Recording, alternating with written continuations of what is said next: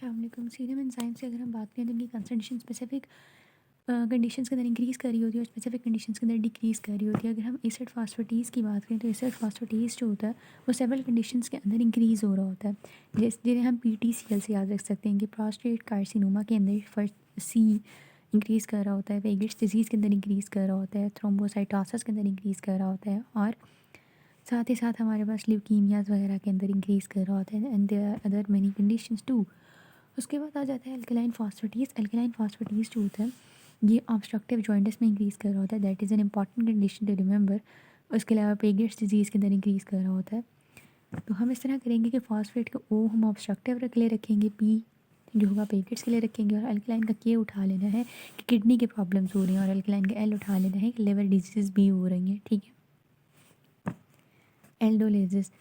एल्डोलेजिस को एडम से हम याद रखेंगे कि हमारे पास एल्डोलेजिस वाले में डिफरेंट उन कंडीशंस के अंदर एल्डोलेजिस इंक्रीज़ हो रहे हैं जो कि एम से स्टार्ट होगी, जैसे मस्कुलर डिस्ट्रॉफीज़ होगी, एमआई हो गया, या फिर हमारे पास मेलाइटिस, डायबिटीज़ मेलाइटिस है।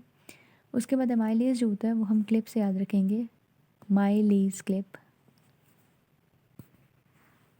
Referring that mileage are clipped. ठीक है। अब यहाँ पर क्लिप को हम के से लिखेंगे, के for the kidney disorders, L से लिवर डिसऑर्डर्स, आई से इंटेस्टाइनल ऑब्स्ट्रक्शन और बी से पेंक्रियाज की कोई प्रॉब्लम है, एक से पेंक्रियाटाइटिस हो गया। ठीक है। उसके बाद एलानिन ट्रांसअमाइनेज आ जाता है जिसे ELT कहते हैं। एल से हमने याद रखने की यहाँ लिवर के सारे प्रॉब्लम्स हैं, वायरल हेपेटाइटिस है, ऑब्स्ट्रक्टिव या हेपेटिक जॉइंटिस है, सरोसिस है, लिवर के सेल का निक्रोसिस है। फिर उसके बाद एस्पार्टेट ट्रांसअमाइनेज आ जाते हैं, इसमें भी ऑलमोस्ट वही वाली सारी लिवर की कंडीशंस डेवलप हो रही हैं। इसमें जो है MI है, AST में MI है, this is a thing to remember. उसके बाद आ जाता है सेरुलोप्लाज्मिन। सेरुलोप्लाज्मिन को हम CW से याद रख सकते हैं क्योंकि विल्सन्स डिजीज़ के अंदर ये डिक्रीज़ हो रहा होता है। ठीक है। बाकी अगर हम देखें इन तीनों को तो सरासिस वगैरह के अंदर केस में इंक्रीज़ हो रहा है। सी के अगर हम केराटिन काइनेज की बात करें तो MI के अंदर इंक्रीज़ हो रहा होता है। MI is an important condition to remember.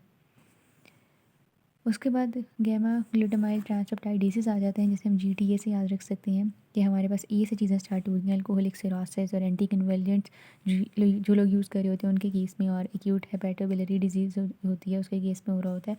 इसके अलावा पेप्टाइडेसेस में 2 P आ रहा है तो पेंक्रियाटिक डिजीज़ के अंदर भी इंक्रीज़ हो रहा होता है। उसके बाद आ जाता है आइसोसिट्रेट डिहाइड्रोजिनेज जिसे हम ICD है हमारे पास। ठीक है। तो ये जो है ये इसमें बस इतनी सी बात है हमारे पास कि वायरल हेपेटाइटिस और सिरोसिस वगैरह केस में इंक्रीज़ हो रहा होता है। ठीक है। सी फॉर सिरोसिस। ठीक है, हो गया। उसके बाद लैक्टिक डिहाइड्रोजनेज जो होता है ये डिफरेंट कंडीशंस के अंदर इंक्रीज़ हो रहा होता है जिसे हम हैम के निमोनिक से याद रख सकते हैं। एज फॉर हार्ट का डिसऑर्डर्स हो गई। ठीक है। या हम कह सकते हैं ए से एनीमिया आ जाता है, pernicious anaemia, that's an important condition. और सॉरी एज से हेपेटाइटिस कर लें और एम से फिर हम कर लेंगे MI। ठीक है। एज से हेपेटाइटिस, ई से पर्नीशियस एनीमिया और एम से MI हो गया। ठीक है। और इसके अलावा अगर रीनल करना है तो हैमबर्गर करना पड़ेगा और आर से रीनल ट्यूबुलर नेक्रोसिस हो जाएगा। उसके बाद आ जाता है ल्यूसीन अमाइनो पेप्टाइडेजेस। ठीक है। ल्यूसीन अमाइनो पेप्टाइडेजेस जो होते हैं एल से याद रखते हैं लिवर। ठीक है, बस लिवर के मसले हैं इसमें। उसके बाद लाइपेजेस आ जाते हैं। लाइपेजेस के अंदर हमने ए याद रखना है। ठीक है। लाइपेज विटामिन ए जो होता है उसकी डिफिशिएंसी के अंदर ये इंक्रीज़ हो रहा होता है। इसके अलावा पी आ जाता है, पी के एक्यूट पेंक्रियाटाइटिस के अंदर इंक्रीज़ हो रहा होता है। एल से लिवर आ जाता है, लिवर की जो प्रॉब्लम्स होंगे उसके अंदर भी इंक्रीज़ हो रहा होगा। इसमें से जो इंपॉर्टेंट वाले हैं वो ये हैं। सबसे पहले जो एसिड फास्फेटेज़ है इसका पूछा जाता है, उसके बाद अमाइलेज का पूछा जाता है, ये दोनों तो बहुत इंपॉर्टेंट है, ELT और EST। ये गैमा GT का पूछा जाता है। बाकी दैट्स ऑल अबाउट इट।